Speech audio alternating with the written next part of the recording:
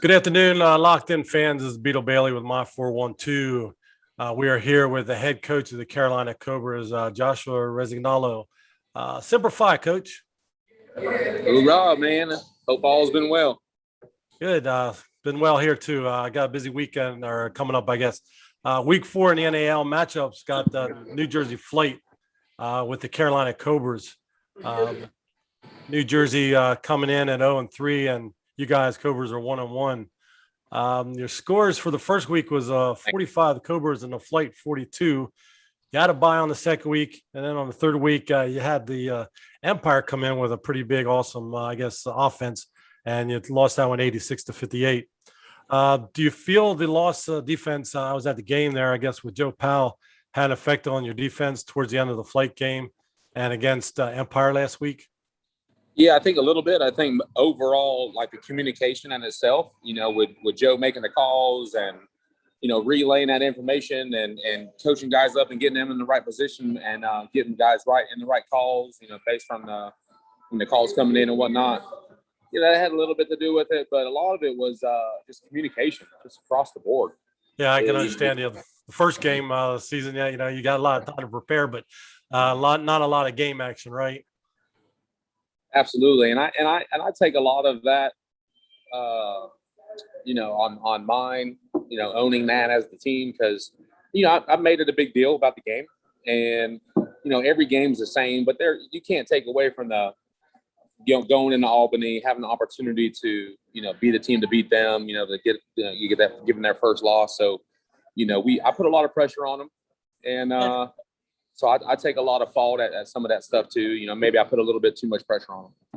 Yeah. Well, you had the one game up, and then you had a bye week, and then right after that with Albany. So it's kind of up and down a little bit. You got 2 weeks there to take some time to get back into game playing scenario, whatever.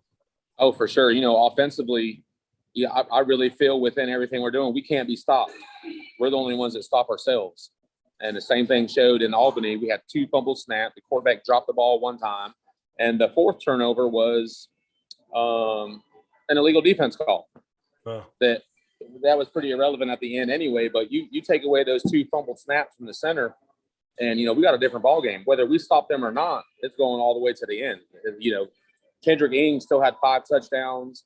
We got a very good receiver core too. So it's just a matter of putting it all together and limiting our mistakes. Just like we said in the beginning, we're our own worst enemy. We're our worst opponent this season. Yeah. And it showed that, this past weekend. Well, I guess the Cobras named Sam as the offensive player of the week last week. He did spread the ball around pretty well, I guess, with the 2 receivers. Do you have any other receiver besides Ings and I guess with BJ Bunn coming into play this week? Oh, yeah. You got James Summers.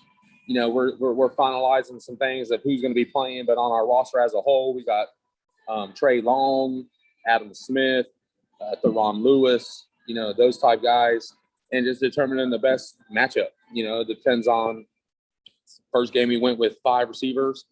Last game we went with a little bit more D linemen. This game we might do more DBs, more receivers. It all based on the game plan of who we're playing that week. Yeah, okay. I was going to get back to that. The defensive line had a couple sacks. You kind of highlight them, I guess, in one of the articles I read a little bit about your defensive line. Do you think they'll get some more pressure on, Warren Smith? I think he was NAL MVP for 2017. Absolutely. Yeah, we worked on some things defensively this week in the secondary and up front, which I think is going to help us all around. And I definitely expect some more pressure this week, 100%. One last thing, I guess we'll wrap it up here. I'm kind of interested since I used to punt kick in high school. I noticed a little difference when I was up at the New Jersey arena.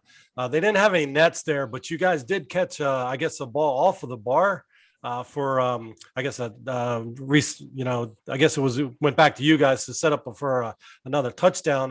Does the Coliseum down in Greensboro, since this is your front home opener, have any such nets or anything like that? No nets, just the field goal post. So basically in the NAL, the field goal post is live on kickoffs and kickoffs only. So if the ball hits off the field goal post and comes back into play, it's a live ball. Only on kickoffs, though. PATs and field goals, it's dead. Right. That's what I was going to get at. Do you think you'll have a chance at more deuces this week? I know that was pretty big kicking game last week up in Albany. Yeah, we'll definitely have a lot more opportunities. We keep scoring like we do. We'll definitely have some more opportunities for deuces. Everyone's got a sour taste in their mouth in that last game, and we're going to keep it there all the way to the end. So everyone that we face from here on out, is going to have to deal with that. Hey, great. One last word for Cobra Nation down there for you guys coming up. I know you're going to hopefully have a lot of stands in the fans. Yeah, Oh fans in the yeah, stands. yeah. Hopefully we, everyone come on out for the first home game. It's been 2 years since we had the game back in the Coliseum, so we're excited about that, and we're gonna have a great turnout. We're expecting about 5,000 people this game, so it should be a pretty great atmosphere. It's a pretty tough place to play on if you're an away team. So we got some great fans in Cobra Nation. Great. Have a good time. We'll hopefully you'll be able to watch you Saturday night. I'm off Saturday night. Not covering any games. New Jersey's away, so have a good time down there. Thanks, Coach. Thank you guys, like always. Always appreciate it. Take care.